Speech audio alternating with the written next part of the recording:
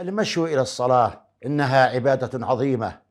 هذه الصلاة التي هي ركن من أركان الإسلام، هذه الصلاة التي جاء في الحديث أنها الحد الفاصل بين الرجل والكفر، لها فضائل عديدة، ومنها أن المشي إلى الصلاة والخطوات إلى الصلاة عبادة وقربة إلى الله عز وجل، وهي صدقة.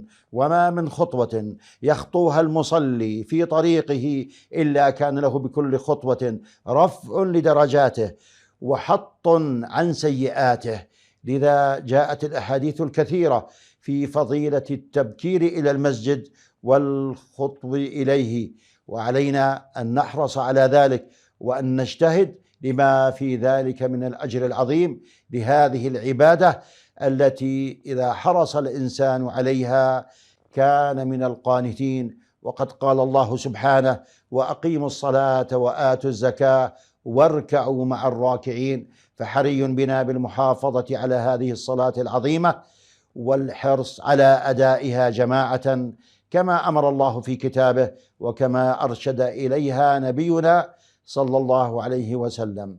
أسأل الله عز وجل أن يجعلنا جميعا من مقيمي الصلاة والذين يأتمرون ما أمر الله على الوجه الذي يرضيه، والحمد لله أولا وآخرا.